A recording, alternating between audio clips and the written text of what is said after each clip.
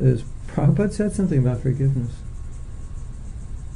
He said the foremost quality of those advancing in the path of spiritual life is forgiveness. The foremost quality. Wow. That's amazing. He said it's the foremost quality of those advancing in spiritual life. So yes, we have to be forgiving. Now, once you're forgiving, how you deal with external situations and relationships should be based on the principle of do what's favorable for your advancement, what's favorable for your service. So let's say you get too close to somebody and you end up fighting, or your mind becomes extremely disturbed. That's not favorable. Now, of course, we could say you need to learn how to deal better with that person, but I'm making the assumption that you've done your best and it's not working. The chemistry doesn't work. So in that case, then you have to learn how to create a relationship which is not going to interfere with your bhakti. So then she says you keep a distance because you don't want to cause a disturbance to yourself or to another. And she said, what if it limits your association with devotees? And then I said, well, use the principle again. Do what's favorable for bhakti and avoid what's not favorable. That's always your guiding theme in making decisions. And then I've said several times, just like we say we should be more tolerant than a tree, but our tolerance shouldn't be that we tolerate something which is disturbing our bhakti. That we shouldn't tolerate. So then you evaluate or you judge on the basis of that principle. So yeah, I want to be more tolerant than a tree, but now I'm tolerating something that's harming my bhakti. So then that would be unintelligent to tolerate it, right? Krishna says, okay, just because I've been at odds with another devotee because I want to avoid certain people because it's not favorable to my or their bhakti, but she says that it's because I'm not being humble. Then you have to decide that. You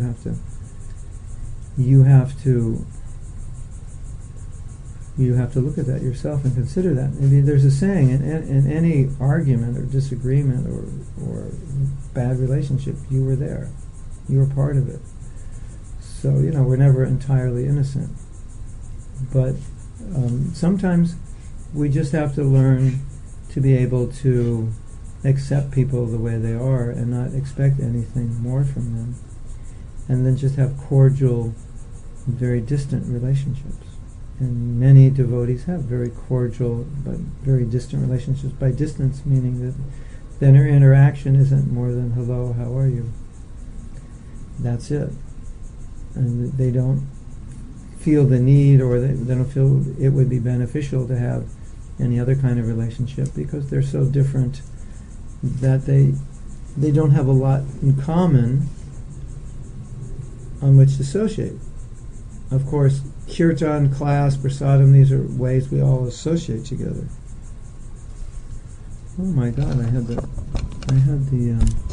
microphone down here. I'm supposed to be wearing it. Oh, interesting. Hope you're able to hear okay. So, you understand the principle? So, we're always associating in those environments. But personally,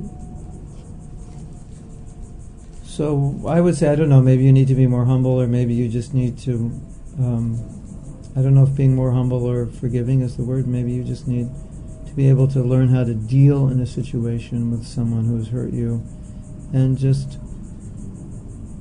to get the association with other devotees, you have to come in their association, but you don't intimately connect. And you're just, hello, how are you? Nice to see you, and that's it. And that way you still get the association of other devotees.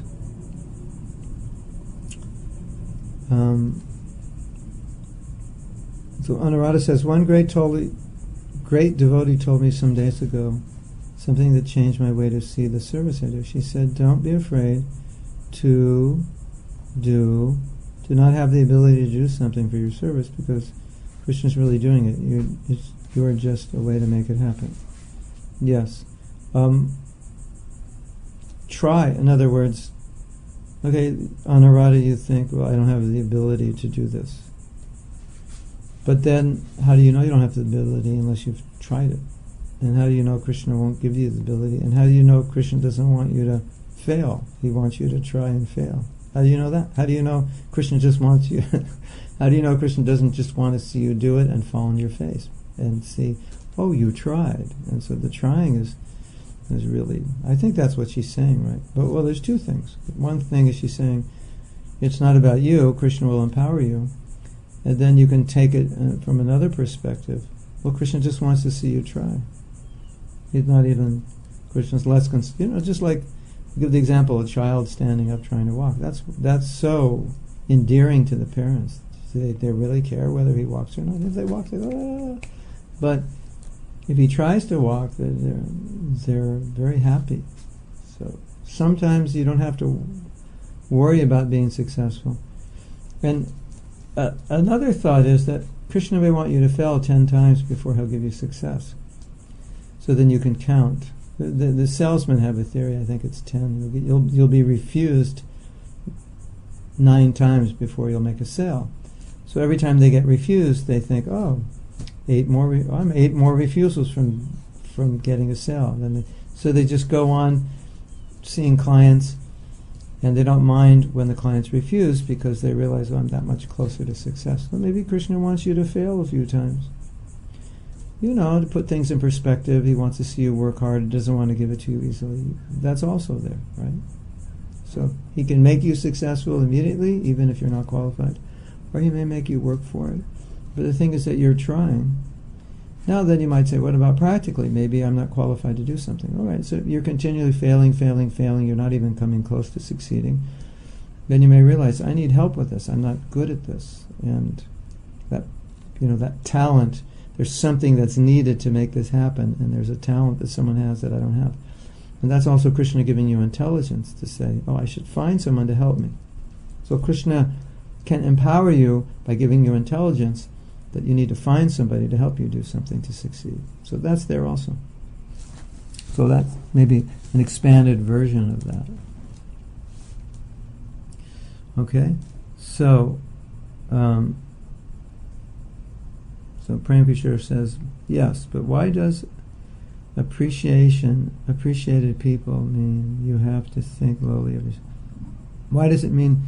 Because, this is a good point. He's saying, Prem Kishore has been in Mexico too long, he can't speak English anymore.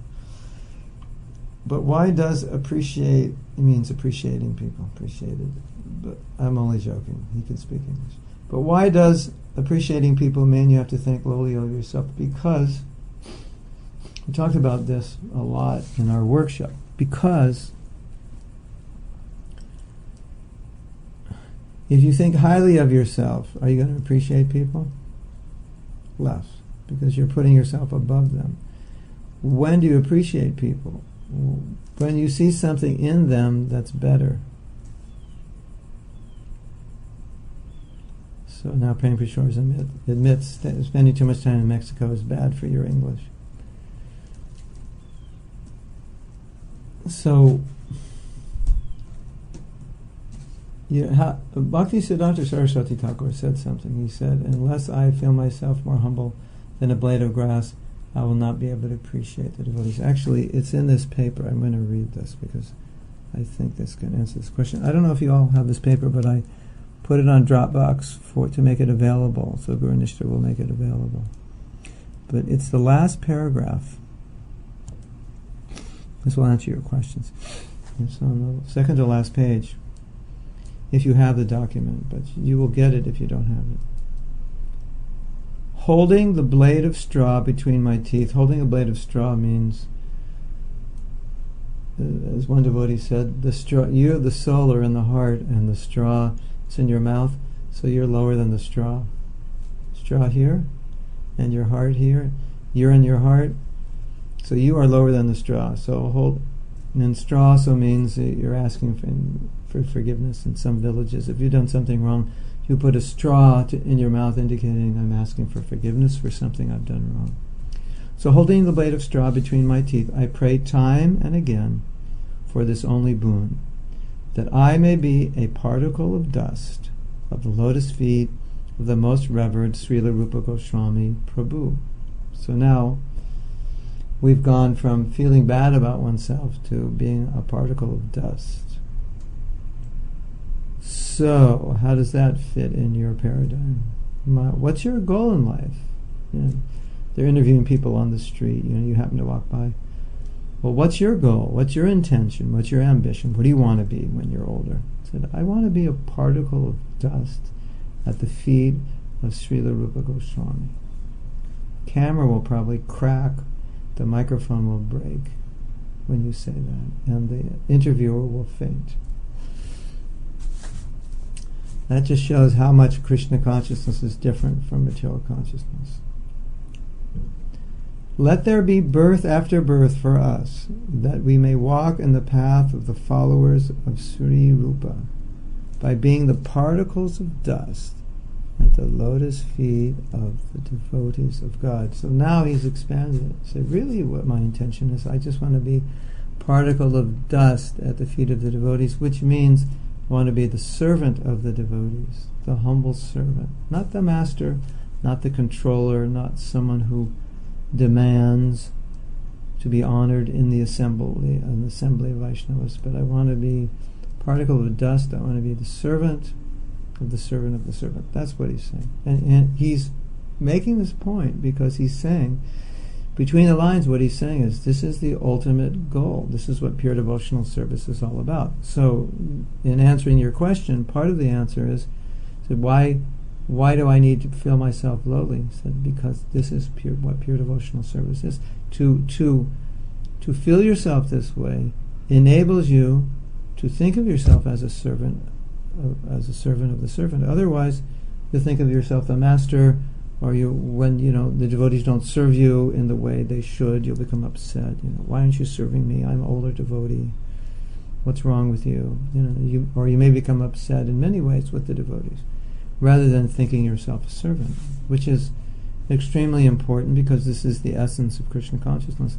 And it's especially important as we advance, because as we advance, most of us will achieve some position where we have control, and somewhat of control over other people, or people will take instruction from us, or take guidance from us, or will engage them in service. So, if we can maintain this attitude of being a particle of dust, then we'll always be safe, because that's who we are. And he's saying, this is really who we are. This is our eternal constitutional position, to be servant of the servant. So our aspiration is that we can reframe this and say, my aspiration is to always remember that I'm eternal servant, to realize that I'm eternal servant always in every situation. So then he goes on to say, the root of it all is humility. Or, now he defines, here's one definition of humility, or the due realization of one's own ineligibility. And what does that mean? It means I realize that I have no qualification to serve Krishna. So he defines humility as realization of having no qualification to serve Krishna. So now, if I realize I have no qualification to serve Krishna, how will I become proud? What am I proud of? I've left Krishna, I'm in the material world, I have this material body, and I haven't done anything that gives me any qualification. I mean, the real qualification is that I love Krishna, but I don't have love, so I'm not qualified. So by the mercy of my spiritual master, by the mercy of Srila Prabhupada, he allows us to serve Krishna through serving him. So that's Krishna's mercy. But without that mercy, we have without Prabhupada's mercy, without Mahaprabhu's mercy, do we have any qualification on our resume to serve Krishna? No, we don't. It's only that Prabhupada allows us to serve him, and he offers that service to Krishna that we can do service. So, let's read that again. The root of it all is humility, or the due realization of one's own ineligibility. If the conviction of our unfitness for the service of God is revealed to us, I'm not fit. I'm not what's your qualification for serving God? Well, I used to surf every day. How about that? I play guitar, pretty good. How about that? Got a high school diploma. How about that? I don't think so. I like to drink milk. How about that? No. You know the story? There's one devotee who was a brahmachari, and he by the grace of Srinivas, he came in to sneak into Lord Chaitanya's nocturnal evening kirtans, but Lord Chaitanya would only allow his most intimate associates. And when he started the kirtan, at a certain point, he sensed that somebody who was not yet completely pure was there, and he stopped. And so Srinivas had hid him and said, "Oh, here he is." And Mahaprabhu said he can't stay. And Srinivas said, "But he's a pure brahmachari." That this brahmachari didn't eat anything, he only drank milk. Mahaprabhu said, drinking milk is not a qualification. I mean, only drinking milk. So what's the qualification? The qualification is, I feel myself more humble than a blade of grass, and I have some affection. You understand what I'm saying? There's no material qualification. So he's Bhaktisiddhanta is saying, if the conviction of our unfitness for the service of Godhead is revealed to us either automatically or by the instruction of other persons. So unfit, in other words, okay, we don't have any qualification, we're not fit, so you realize that through your own advancement or through the instructions of others. We realize that we don't have any qualification. It's just Prabhupada His mercy has engaged us. Okay, so that's humility. Then he says, if the conviction of our unfitness for the service of Godhead is revealed to us either automatically or by the instruction of other persons, we are only then in a position to appreciate the beauty of the lotus feet of God's devotees. So when you feel I'm unqualified, there's nothing, you grew up, you went to school, maybe you did well in school. Is that a qualification for serving Krishna? No. You were a good surfer, maybe you won some championships. Is that a qualification? I'm talking about Prem Kishore. Prem Kishore's got big muscles. Is that a qualification? No, don't think so. He's very beautiful, attractive. Is that a qualification? No. Maybe even you were a humble guy in school. People would he lived in a rough part of the neighborhood, and they would beat up on him and he wouldn't fight back. Is that a qualification? Potentially it is, because it can be used in Krishna service, but in and of itself it's not a qualification. So if we look at our qualifications, we don't have any. So if I feel that I'm not qualified to serve Krishna, and then in that consciousness I will see others as qualified. Wow. Then I'll appreciate you're better than me. Now I know that's far, far away from the way we think, that you're better than me. I know we think some people are better than us, but we don't think everyone is. And I'm not telling you today to go out and artificially think that everyone's better than you. But I am saying is that the more you realize your own ineligibility for bhakti, or your own fallenness, the more you will appreciate other devotees. Look at this devotee, they're so sincere, they're doing so much service. You'll just start to see more of the good. Because, as we know, we tend to see the bad. Sometimes we see the bad and the good. But often we don't just see the good. And if we're just seeing the good, that's going to be a byproduct of feeling ourselves lowly. So until you feel yourself lowly, you're not going to see the good in others all the time. And as I said, if you see the good in others all the time, then you're happy. You'll be happy, right? So don't think that, you have to... Anyway, I don't want to go further now, because next week I want to talk... Not next week. On Tuesday night, I want to talk a little bit about the other side of it.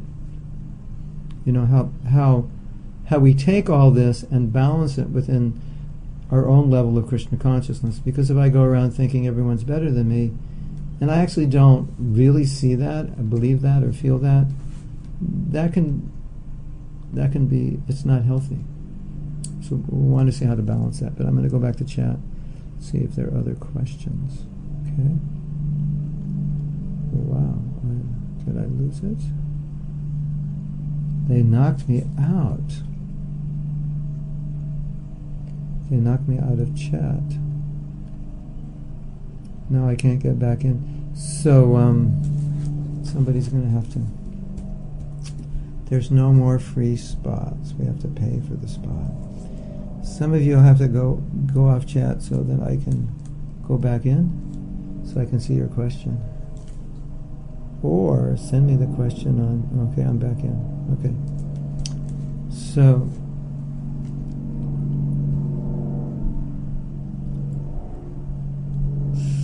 So, okay. Karunation. Prakash and Karunas are asking, can we appreciate a person who wants to harm you in some way or other? You can appreciate that. You can appreciate that everyone is a spirit soul, that Krishna's in their heart, that Krishna is using them in some way to fulfill their material desires. And you can also appreciate that they may be very intelligently doing things to want to harm you. So the appreciation obviously is not of the harm, but it's the appreciation that even the demons we can appreciate in this, people who are very, very demoniac in the sense that Krishna's empowering them to do horrible things. Like look at Hitler, he did so many horrible things, but so powerful. So that power is, a spark of Krishna's energy, so you can appreciate that. There's some way you can appreciate. Now, if you were on a very, very high level, you wouldn't even see that the person wants to harm you. You would see it just as your karma. Right? So you wouldn't have any aggression towards that person. That's how a pure devotee would say, oh, Krishna sent this person to harm me because I'm so fallen, I've done something wrong. Now, can you think that way? Should you think that way? That's probably the talk of next week's class. So how we balance it all. And maybe you can meditate on it this week and, think, okay, well, because nobody can harm us if it's not some karmic reaction or Krishna hasn't allowed it, or in some way. Like I tell devotees, I say, look, if you don't want people to harm you, if you don't want bad things to happen, don't take birth again. Because if you don't take birth again in this world, then, and you go back to Krishna, these bad things won't happen. So ultimately, you have to blame yourself for taking birth. So now this other person can harm you because you have a physical body and a material mind in which you're thinking this person is harming you rather than thinking this is my karma. You see? So,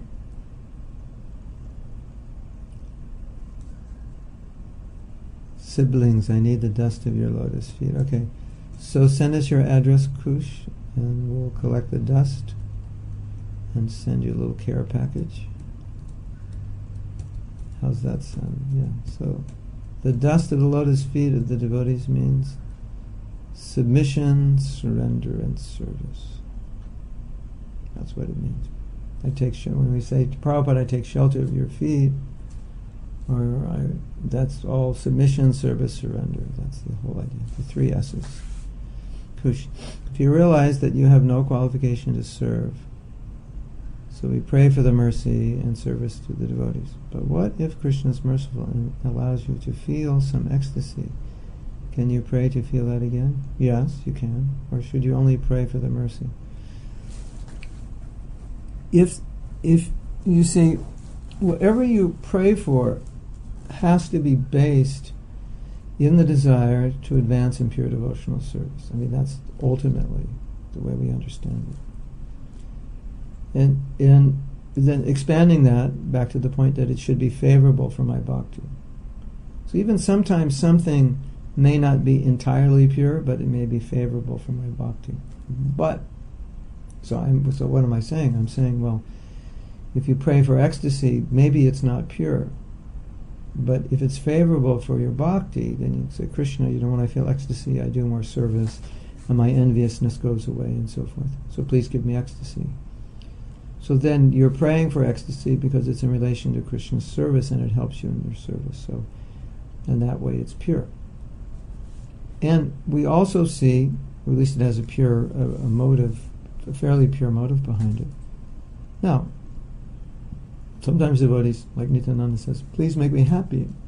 Or a devotee prays to Nityananda, please make me happy. I'm always unhappy, so you make me happy. So what? And then it sounds like, well, he just wants to be happy. No, he wants to be happy in Krishna consciousness. I don't want to be happy in Maya, I want to be happy in Krishna consciousness. So you're praying to Krishna, please give me ecstasy. It's another way of saying, please make me happy in your service rather than happy in Maya's service. I want to be happy in your service. Now, if you're more advanced, you'll be happy in Krishna's service. So you won't have to pray that way. So then it's okay if that's your motive. If the underlying motive is to get out of Maya, and that's why you're praying. then it's perfect. Krishna, allow me to experience the ecstasy of serving you, because that way I'll always stay engaged, and I can better serve you, better serve the other Vaishnavas, better serve my spiritual master. So then it's okay. So it's always about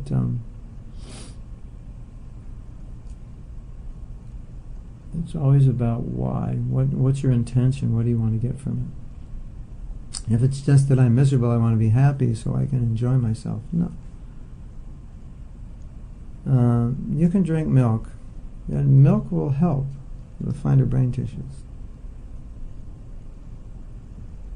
But it's a foundation. Milk alone won't make you Krishna conscious. Humility alone won't make you Krishna conscious. There's a lot of humble people that aren't Krishna conscious. There's a lot of milk drinkers that aren't Krishna conscious. Humility has to be connected to Krishna. So Venarati says, if I understand that the humility has to be the objective, but being honest with myself in this moment, I'm not prepared to want to be humble. I say this because when one prays to Krishna, Krishna make me humble, the proofs are very hard. The results, the Venarati, if you pray, Krishna make me humble, then tomorrow night somebody will come and chastise you, right? So better not pray that.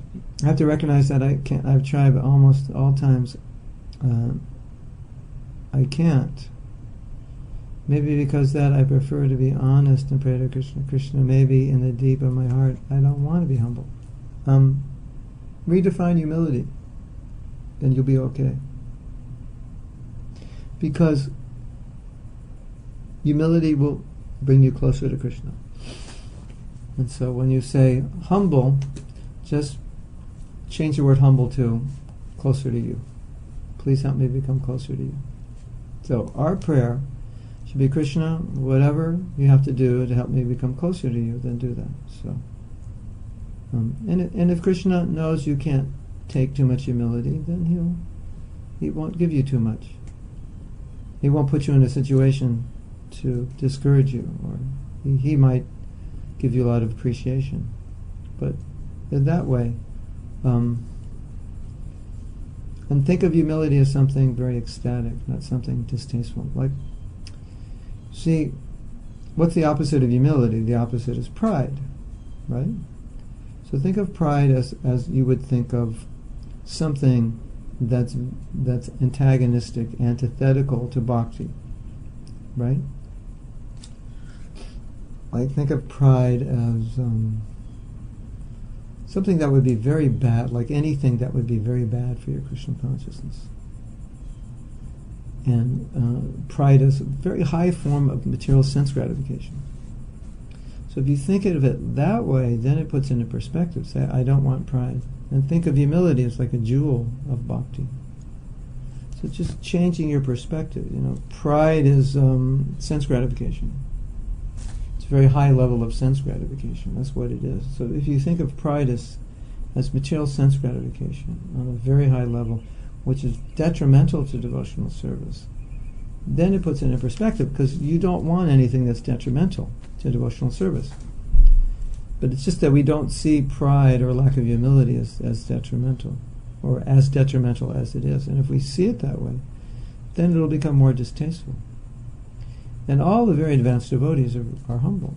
So you want to be advanced, you want to be like them, and you're inspired by them, and naturally you're inspired by their humility. And you're actually, Venarati, if you see a very humble devotee, I know you're attracted by their humility. So actually humility is attractive to you.